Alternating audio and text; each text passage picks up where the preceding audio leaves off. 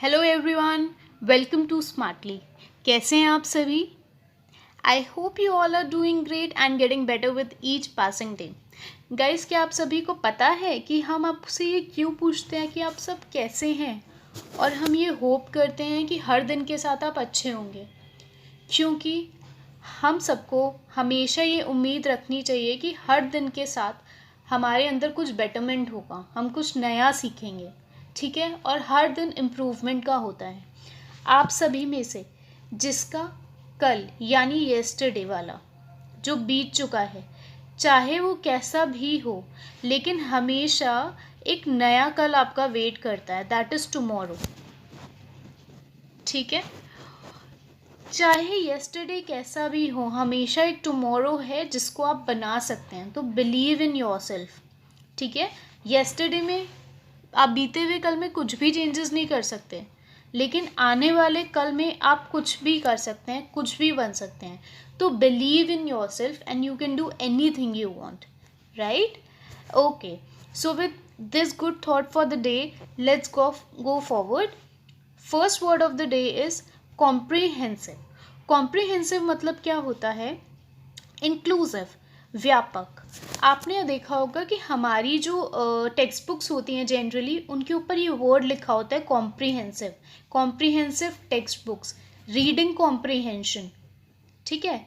इसका मतलब क्या होता है कि उस बुक के अंदर आपके स्टैंडर्ड, आपके क्लास या जिस ग्रेड में आप हैं, ठीक है, उन सबसे रिलेटेड, सॉरी कॉम्प्रीहेंशन है गाइस, उन सबसे रिलेटेड जितना भी सिलेबस रिक्वायर्ड है वो उस बुक के अंदर होगा। It is inclusive of everything, it includes everything, right? ठीक है गाइस, यहाँ पे जो आपने वर्ड पढ़ा है इंक्लूड, उसी से बना है इंक्लूसिव। इंक्लूसिव मतलब it includes everything, right? Okay, so synonyms are all inclusive मतलब सब include करता है, complete, ठीक है, right? Then can you see this image? इसमें एक ये कंप्यूटर स्क्रीन है, ये डिनोट कर रही है कि एक कंप्यूटर से आप सब कर सकते हैं। यू कैन चैट ऑल्सो, आप अपने टारगेट्स प्लान कर सकते हैं। अगर आपको कुछ डायग्राम रिलेटेड कुछ भी रिसर्च, कुछ भी ड्रॉ करना है, you can do that. Mails, messages send कर सकते हैं, फ़ोन रिलेटेड एक्टिविटीज़ कर सकते हैं, ठीक है। देन यू कैन थिंक, आप कुछ भी इनोवेटिव कर सकते हैं। You can develop a new approach, you can make the starts of a data. अगर आपको कुछ भी स्टैटिस्टिक्स पढ़ना है, समझना है, क्रिएट करना है, that you can do. Presentations you can do. तो जो एक कंप्यूटर सिस्टम होता है ना, it provides you a method और अ वे, सारा टेक्नोलॉजी प्रोवाइड करता है जिससे आप सब कुछ कर सकते हैं जो आप चाहते हैं, right? Okay. Antonym is partial. तो अगर कोई चीज़ आप कंप्लीटली ना कर सकें, सब कुछ इंक्लूड करके ना कर सकें, तो वो आधी चीज़ होती है, दैट इज पार्शियल। पार्शियल मतलब in part, in parts, right guys? Okay, for example, two very clear and comprehensive handbooks are available. दो बहुत ही क्लियर जो सब कुछ साफ साफ बता पाएँ, और कॉम्प्रिहेंसिव जिसके अंदर सारा सिलेबस इंक्लूडेड हो सकता है, ऐसी हैंडबुक्स अवेलेबल हैं, ठीक है। So I hope this word is clear for you guys. Let's get forward. Next word is amenable. Amenable ना, ये वर्ड हम आजकल बहुत यूज़ कर रहे हैं डिफरेंट एस्पेक्ट पे, ठीक है। फार्मर्स रिलेटेड प्रोसेस, जो प्रोटेस्ट अभी हो रहा है फार्मर्स का, उससे रिलेटेड कोई भी न्यूज़ होती है, वहाँ पर ये वर्ड भी देखा जाता है, ठीक है। एमिनेबल का मतलब होता है कंप्लायंट, आज्ञाकारी। इसको आप कंप्लेंट से कंफ्यूज नहीं कीजिएगा। कंप्लेंट में AI होता है, मतलब शिकायत करना है। जब IA होता है उसको हम कंप्लायंट कहते हैं, राइट? कॉम्प्लायंट या कंप्लायंट, ठीक है। और इसको आप ऐसे भी याद कर सकते हैं, एमिनेबल मतलब मानने वाला, जो सारी बातें मान जाता है, आज्ञाकारी। तो आप इसको मीनेबल, मानने वाला, ऐसे याद रख सकते हैं, right guys? Okay. Synonym is acquiescent, biddable. एक्वाइसेंट क्या होता है? इसका मतलब आज्ञाकारी भी ही होता है, लेकिन हल्का सा डिफरेंस एमिनेबल और एक्वाइसेंट में होता है. इसमें जो भी इंसान होता है ना, वो कभी भी प्रोटेस्ट नहीं करता किसी भी चीज़ को ना मानने के लिए, ऐसी कोई बहुत ज़्यादा ज़िद ज़बरदस्ती नहीं करता. ठीक है. अदरवाइज बेसिक मीनिंग दोनों का सेम है. अगर आप कहीं पे एमिनेबल और एक्वाइसेंट में आपको चॉइस है या कहीं कंफ्यूज होते हैं, ये दोनों वर्ड्स एक साथ आ जाते हैं, तो अगर कोई प्रोटेस्ट रिलेटेड कोई भी सिचुएशन है, तो एक्वाइसेंट मतलब होता है जो किसी भी कोई भी चीज़ के अगेंस्ट बोले बिना, प्रोटेस्ट किए बिना इजीली मान ले. ठीक है. और एमिनेबल मतलब प्योर आज्ञाकारी इंसान. Right guys. ओके. इस इमेज को देखेंगे. The boss is amenable, let's present our grievances because the boss says my mind is open. सबसे पहले मैं आपको ग्रीवेंसेस का मतलब यहाँ पे एक्सप्लेन करना चाहूँगी. ठीक है. ग्रीवेंसेस, इसका बेसिक मतलब क्या होता है कि अगर आपके पास कोई कंप्लेंट आती है या आपकी कोई प्रॉब्लम डेवलप हो गई, उसका एक्चुअल रीज़न क्या है, उसका रूट कॉज क्या है, इससे रिलेटेड होता है ग्रीवेंस. सपोज आपके ऊपर कोई ब्लेम लगा है. ठीक है. किसी ने वो ब्लेम लगाया एंड आप उसके लिए पनिश कर दिए गए. ये तो हमारा सिचुएशन हो गई which is not cool for you, which is not in favour of you. लेकिन अगर कोई ऐसा पर्सन है जिसका माइंड ओपन है, जो बहुत हेल्पफुल है, जो बहुत आज्ञाकारी है, उसके सामने आप अपने ब्लेम्स का प्रॉब्लम या एक्चुअल सिचुएशन प्रेजेंट कर सकते हैं और आपकी प्रॉब्लम सॉल्व हो जाएगी. ठीक है. तो ग्रीवेंसेस मतलब क्या होता है? रियल और imaginary cause of a complaint और अ प्रॉब्लम. तो ये जो वर्कर्स हैं, ये जो एम्प्लॉयज़ हैं, ये अपने बॉस को, आज्ञाकारी बॉस को, वो सारी प्रॉब्लम्स डिस्कस करने के लिए जा रहे हैं ताकि इनकी प्रॉब्लम क्योर हो सके. ठीक है. यहाँ पे देखेंगे amenable means willing to listen और अग्री, विलिंग टू यील्ड और सबमिट. तो ज़रूरी नहीं है कि आज्ञाकारी मतलब जो आप बोलेंगे वो कर देगा. एमिनेबल मतलब ये भी होता है जो एक्चुअली सुनने में विश्वास रखता हो, हामी भरने में विश्वास रखता हो, या फिर कुछ प्रोडक्टिव चीज़ करने में विलिंग हो, उसको हम कहते हैं एमिनेबल. ये वर्ड बहुत इंपॉर्टेंट है, ग्रीवेंस भी इंपॉर्टेंट है, इसलिए मैंने सब कुछ बहुत स्लोली और क्लियरली आपको एक्सप्लेन करने की कोशिश की है guys. Right. Okay. Let's get forward. Then antonym क्या होगा? अगर कोई अग्री करता है, विलिंग करता है कुछ प्रोडक्टिव करने में, इसका मतलब क्या हो गया कि वो पर्सन कोऑपरेटिव है. ठीक है. तो एमिनेबल का आपने एक और मतलब समझा यहाँ पे, कोऑपरेटिव.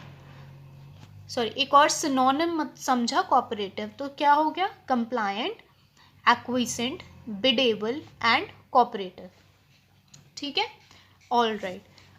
एंटोनिम हो गया अनकोऑपरेटिव. ठीक है. इसकी जगह आप अनबिडेबल भी लिख सकते थे, but more accurate will be uncooperative. ठीक है guys. Right. For example, he was amenable to change. वो एक्सेप्टिंग था, विलिंग था चेंज होने के लिए. He agreed to change. ठीक है. Then next word is onset. Onset आपने बहुत कॉमनली सुना होगा. इसका मतलब होता है किसी भी चीज़ की शुरुआत होना, स्टार्ट होना. ठीक है. जैसे कि किसी भी काम को कंप्लीट करने के लिए अगर मुझे यहाँ पे कोई एसे लिखना है, तो उसको शुरुआत करने, उसको कंप्लीट करने के लिए उसका ऑनसेट, उसका शुरुआत होना बहुत ज़रूरी है. ठीक है. सिनोनिम इज बिगिनिंग और अराइवल. ठीक है. अराइवल मतलब किसी का आना. तो ये अराइवल, बिगिनिंग तो आप किसी इवेंट की कर सकते हैं. ठीक है. और किसी सिचुएशन की कर सकते हैं. अराइवल जनरली किसी पर्सन या किसी मटीरियलिस्टिक ऑब्जेक्ट के आने के फेवर में करते हैं. ठीक है. जब कोई चीज़ आती है तभी उससे आप और आगे कोई भी काम कर सकते हैं. तो onset is related to arrival, but more accurate synonym is beginning and start. Right guys. Okay. Antonyms end, ठीक है, ये आपने मूवीज में भी देखा होगा, there is a start there is an end, E N D end is किसी चीज का खत्म होना, जबकि A N D and means और, ठीक है। I hope this word is clear to you. For example, the treatment must be taken from onset of infection, from the onset of infection. आप किसी बीमारी का ट्रीटमेंट अगर लेते हैं शुरुआत से लीजिए जब आपको इन्फेक्शन शुरू हो गया तो, right, okay. Then the next word is obliging। आपने ये कुछ एप्लीकेशंस और लेटर्स में देखा होगा, हम लिखते हैं थैंकफुल एंड oblige। इसके अलावा oblige का मतलब होता है कि कोई सहायक या बहुत ज़्यादा हेल्पफुल जब होता है ना, तो वो बोलता है कि आई एम obliged या I can do this thing for you, ठीक है। तो the person was very very obliging to me, he seemed very obliging to me, क्योंकि वो बहुत ज़्यादा हेल्पफुल, बहुत सहायक लगा मुझे, ठीक है। इस इमेज में देखिएगा, देयर इज दिस वुमन, ठीक है, she looks pretty rich, right. Attire को देख के कह सकते हैं she is young, she seems younger than this woman, B seems younger than the woman A. Now what she is doing is, ये इसको मनी ऑफर कर रही है, ठीक है, she is being helpful to this lady A, ठीक है। तो कोई जब बहुत सहायक होता है उसको हम कहते हैं obliging, राइट गाइज, ओके। अब जो हेल्पफुल लोग होते हैं ना, वो काम करने के लिए विलिंग होते हैं, इच्छा रखते हैं कि वो कोई काम करेंगे या किसी की मदद करेंगे, right. I hope till your everything is clear to you. Next synonym is accommodating. Generally accommodation मतलब कुछ एडजस्ट करना या रहने की या कुछ रखने की जगह देना, ठीक है, वो होता है एडजस्टिंग, या किसी भी चीज़ के लिए स्पेस प्रोवाइड करना, तो वो भी हेल्प होती है। तो अगर कोई पर्सन अकोमोडेटिंग है मतलब वो एडजस्टिंग है, हेल्पफुल है, ऑब्लाइजिंग है, ठीक है। That's why these all are synonyms to each other, right. अब मान लीजिए कोई हेल्प करने के लिए विलिंग ही नहीं है, ठीक है, तो वो हेल्पफुल नहीं हुआ, तो वहाँ पे अनऑब्लाइजिंग कभी भी नहीं होता। There is no such word as unobliging, there is always disobliging, right guys. The person who is unable to help या who does not want to help is unobliging, okay. For example, one should be kind and obliging to everyone. हर एक इंसान को बाकी सब लोगों के लिए सहायक और काइंड होना चाहिए, ठीक है, okay. Now next word is untoward. अब इसको अगर हम ब्रेक करें तो अन तो हमारा एक नेगेटिव के लिए होता है, जब हम किसी चीज़ का एंटोनिम बनाते हैं, ऑपोजिट कहना चाहते हैं। टूवर्ड मतलब होता है तरफ, ठीक है। अनटूवर्ड मतलब क्या होता है, अनएक्सपेक्टेड। तो कुछ ऐसे वर्ड्स होते हैं जिसका टिपिकल मीनिंग होता है, ज़रूरी नहीं है कि आप उसको ब्रेक करके समझ सकें, हाँ, बट यहाँ पे आप कह सकते हैं कि अगर कोई चीज़ किसी तरफ जा रही है, अन मतलब कि वो चीज़ जो आप कह रहे हैं कि किसी तरफ इशारा कर रही है या किसी तरफ जा रही है, जब ऐसी सिचुएशन नहीं होती तो वो अनएक्सपेक्टेड होते हैं। आप समझ रहे हैं what I'm trying to explain? If yes, then good. If not, then I am explaining it again, guys. Do not worry. मान लीजिए एक साइन बोर्ड है, it is directing towards right, ठीक है। तो राइट साइन बोर्ड से आपको पता चल रहा है it is indicated towards something. मान लीजिए there is no sign and एक बस आपका बिल्कुल प्लेन ऐसे साइन बोर्ड है, it is not diverting or directing towards anything, तो it is something unexpected. You don't know कि आगे जाके कहाँ पे रास्ता होगा, एवरीथिंग इज अनएक्सपेक्टेड, ठीक है, all right. So let's see this situation. Due to untoward circumstances our company is having an off year, ठीक है। अनएक्सपेक्टेड सर्कमस्टांसेस की वजह से हमारी कंपनी एक ऑफ ईयर जैसा है, वहाँ पे we are not having any profit. Can you see this graph? ये ग्राफ देख सकते हैं कितना ज़्यादा एकदम स्टीपली नीचे जा रहा है, because we are not having any profits and this thing was completely untoward or unexpected, right? Something which is unfavorable, difficult to guide or manage, unlucky. These are the synonyms. यहाँ पे भी देख लेते हैं कुछ सिनोनिम्स तो यहाँ है, something unlucky, difficult to manage, unfavourable. 3 synonyms यहाँ पे. चौथा यहाँ पे अनएंटिसिपेटेड. ठीक है, अनएंटिसिपेटेड क्या है? जो किसी ने कभी भी सोचा नहीं है, फेस नहीं किया, राइट. अनफोरसीन मतलब एक्सपेक्ट नहीं किया. सीन मतलब देखा हुआ. फोरसीन मतलब पहले से देखा हुआ. अनफोरसीन जो पहले कभी भी देखा नहीं गया, राइट. सो अनटुवर्ड का मतलब समझ आया गाइज आपको? ठीक है, आगे बढ़ते हैं. एंटोनिम क्या हुआ? एक्सपेक्टेड. इसको आप फोरसीन भी लिख सकते थे. ठीक है, एंटिसिपेटेड भी लिख सकते थे. तो इस तरह से एंटोनिम्स बनते हैं. वो सिनोनिम से भी बन सकते हैं, डायरेक्टली वर्ड से भी बन सकते हैं, लेकिन कभी भी यहाँ पे टुवर्ड नहीं लिखेंगे आप. ठीक है, यहाँ पे वो नहीं चलेगा. तो जो पहले से एक्सपेक्टेड हो, जो पहले देखा गया हो, या जो पहले फेस किया गया हो, that is the antonym of untoward. Right guys? Okay.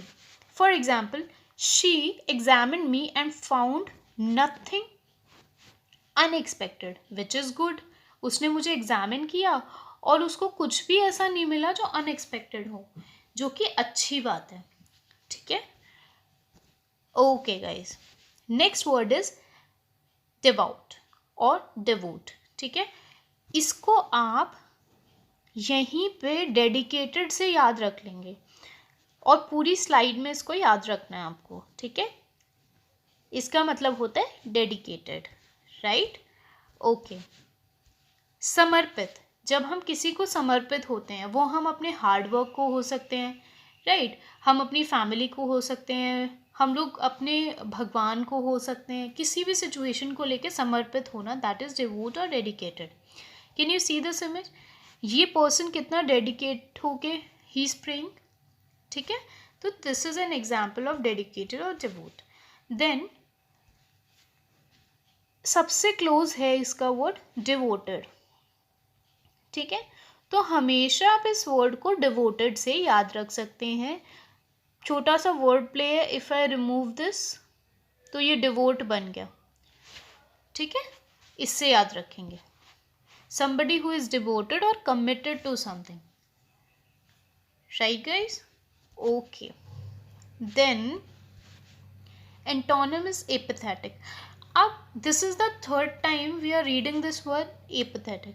तो आप मुझे बताएंगे अपने नोट्स के हिसाब से कि हमने कौन कौन से एंटोनिम एपैथेटिक या अपैथेटिक के पढ़ लिए हैं अभी तक since our session 1. I want the list. जो भी हमने 2 या 3 बार पढ़ा है कि इसके कौन कौन से एंटोनिम थे या किन वर्ड्स के अंडर हमने इस वर्ड को पढ़ा है. ठीक है guys, please write it down. I will be the happiest and I want to see कि आप में से कौन सा स्टूडेंट इसको सबसे पहले मेंशन करता है. ठीक है, right. Example is the devote और डिवोटेड मैन प्रे डेली. जो डिवोटेड पर्सन था वो डेली प्रे कर रहा था. ठीक है, ओके. Then sly. स्लाई मतलब क्या होता है? somebody who is very very cunning. जैसे आपने देखा होगा कुछ लोग बहुत ज़्यादा चालाक होते हैं, हमेशा किसी दे plan something which is very very cunning. ठीक है, हिंदी में इसको हम धूर्त कहते हैं. जनरली हम एक फॉक्स, एक लोमड़ी का एग्जाम्पल लेते हैं क्योंकि वो बहुत कनिंग होती है. इसका सिंबल ही है कि this fox is a cunning animal. Right, okay. Somebody who is very clever. ठीक है, अब स्लाई को जनरली हम नेगेटिव फॉर्म में यूज़ करते हैं गाइज, बिकॉज इसको हम फॉक्स के रिस्पेक्ट में यूज़ करते हैं. ठीक है, बट क्लेवर पॉजिटिव भी हो सकता है. ठीक है, second synonym is crafty. Craft क्या होता है? किसी चीज़ को अच्छे से सजा धजा के प्रेजेंट करना, वो होता है क्राफ्ट. तो अगर कोई इंसान किसी सिचुएशन को या किसी बात को थोड़ा सा अच्छे से what do we call it, थोड़ा सा अच्छे से सजा धजा के क्राफ्ट वर्क करके ऊपर से आपको प्रेजेंट कर रहा है, तो इसका मतलब the person has something else in his mind, इसलिए वो एक्चुअल चीज़ को काफ़ी ज़्यादा कवर अप या क्राफ्ट अप करके आपके सामने शो कर रहे हैं, उसको हम स्लाई या कनिंग कहते हैं, ठीक है। But there are some people जो ऐसा कुछ भी नहीं कर सकते, who are honest artless. Artless मतलब ये नहीं है कि उनके अंदर कोई आर्ट नहीं है, आर्टलेस मतलब जिस भी सिचुएशन को वो प्रेजेंट कर रहे हैं ना, इट इज़ कम्प्लीटली रॉ, एकदम बेसिक है, ट्रू है, ऑनेस्ट है, ठीक है। That's why the antonym of sly is honest, artless। तो artless is not a negative word, ये सिर्फ rawness प्रेजेंट कर रहा है सिचुएशन की, कि सिचुएशन कितनी ज़्यादा प्योर है, ओरिजिनल है, right. Okay guys, then I hope आपने ये सब जॉट डाउन कर लिया, right. Okay, we'll see an example and then move forward। He seemed to be as sly as fox। वो इतना कनिंग लग रहा था जैसे एक फॉक्स होती है।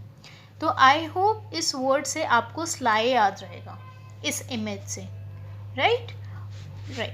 Then the next word is repudiation. Repudiation मतलब क्या होता है, रिजेक्शन, किसी चीज़ को ना मानना। अगेन जो फार्मर्स प्रोटेस्ट वाला सिचुएशन था ना, तो फार्मर्स वो रिप्यूडिएटिंग, जितना भी हमारे पीएम ने और हमारे गवर्नमेंट ने जितनी भी ज़्यादा चीज़ें उनको अलाउंसेस वगैरह प्रोवाइड करने की कोशिश की है, या उनसे डील करने के लिए जितने भी डील ब्रेकर्स उनको ऑफर किए, they repudiate everything. They just want कि उनके फार्म लॉज जो हैं उनको कैंसिल कर दिया जाए, रद्द कर दिया जाए, ठीक है। तो इसीलिए ये वर्ड रेप्यूडिएट अगर आप चेक करेंगे तो ये न्यूज़पेपर्स में आपको मिल जाएगा। इसका मतलब किसी चीज़ को रिजेक्ट करना, अस्वीकार करना, right. Can you see this image?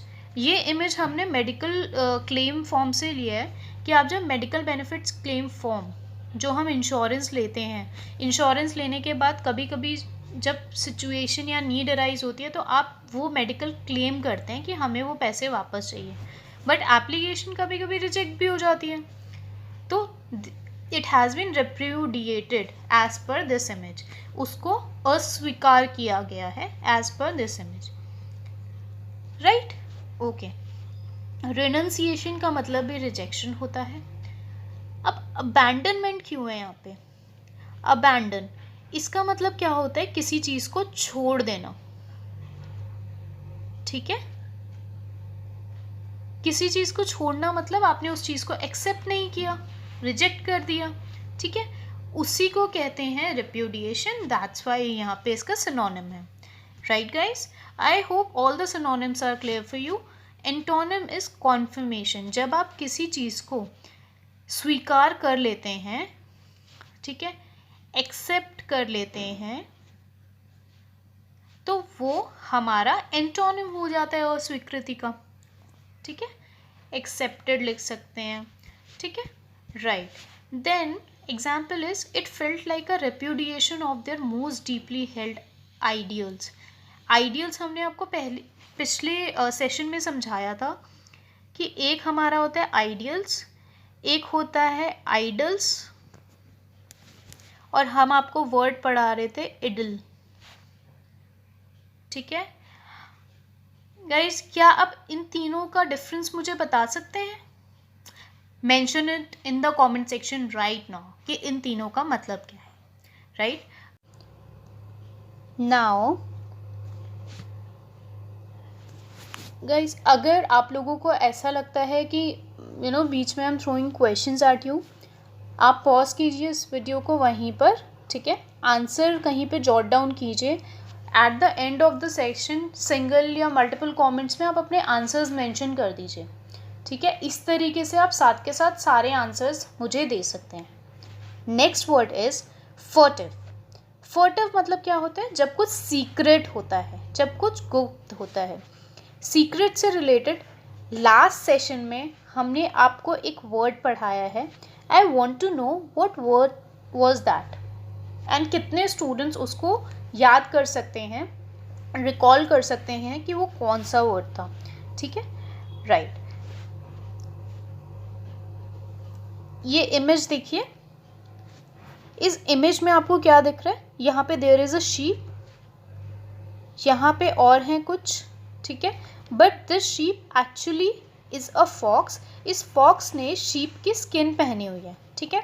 तो fox is secretly present in the skin of sheep. Maybe his intention is to eat other sheep.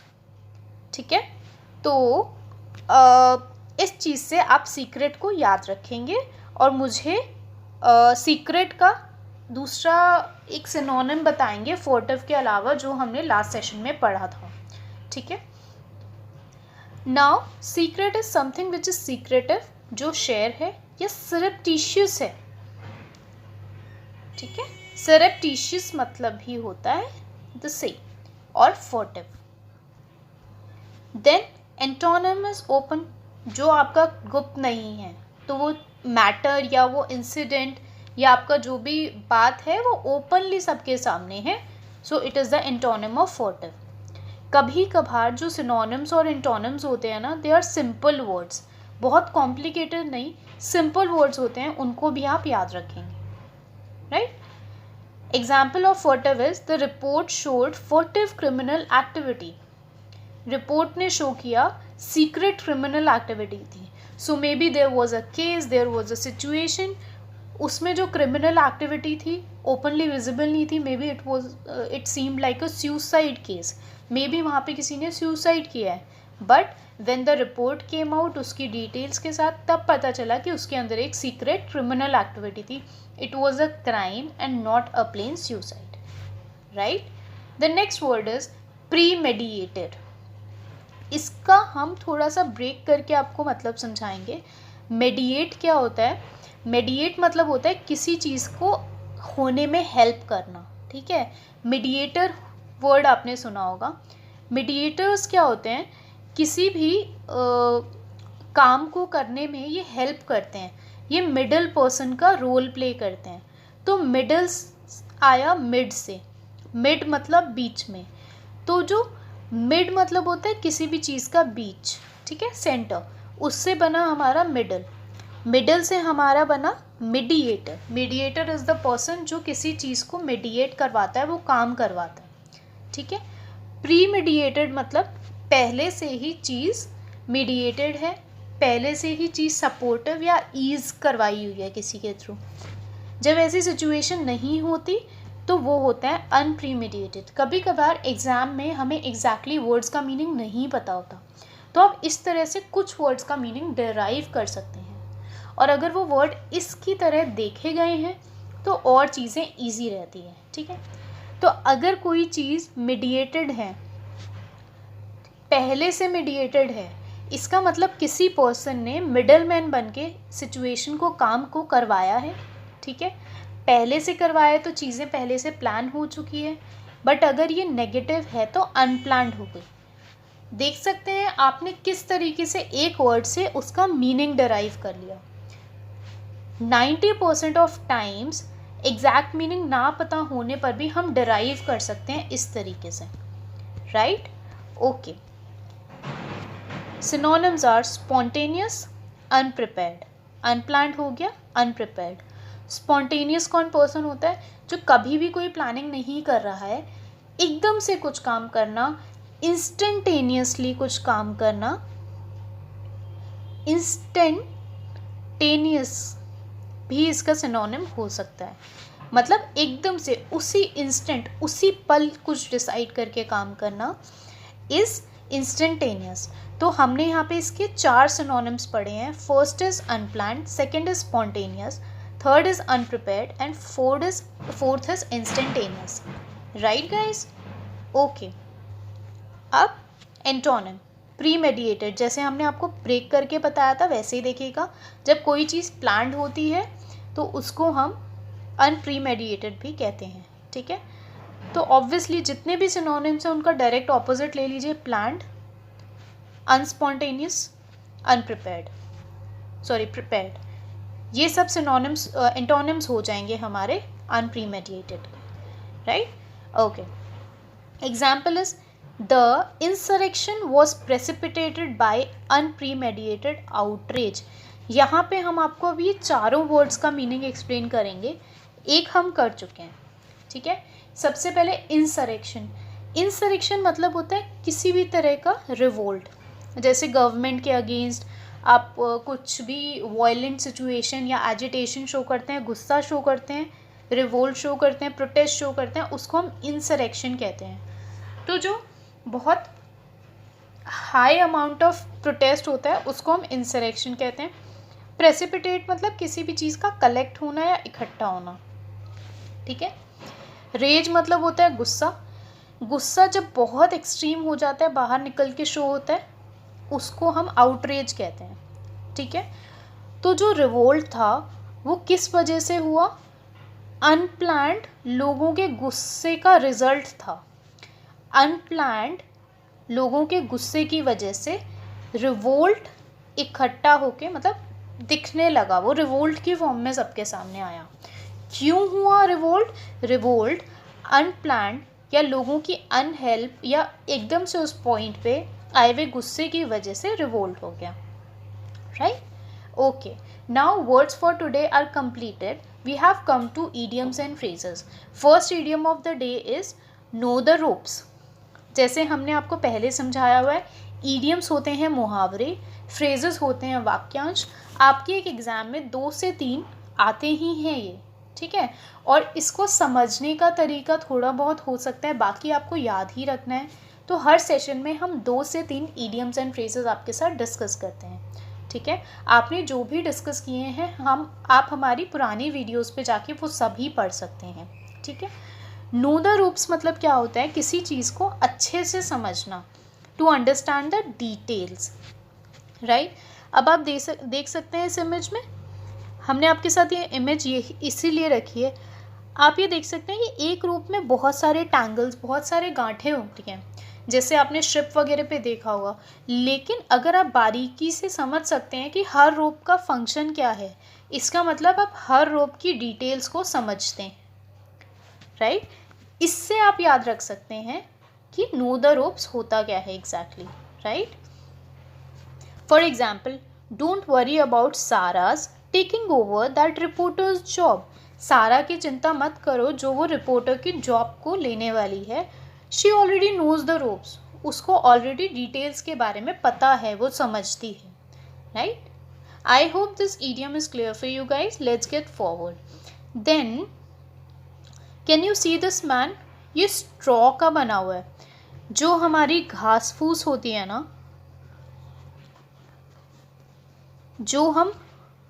जिसको हम स्ट्रॉ कहते हैं, this is not the plastic one और the steel one जिससे हम कोई drink, कोई भी लिक्विड चीज़ को पी सकते हैं।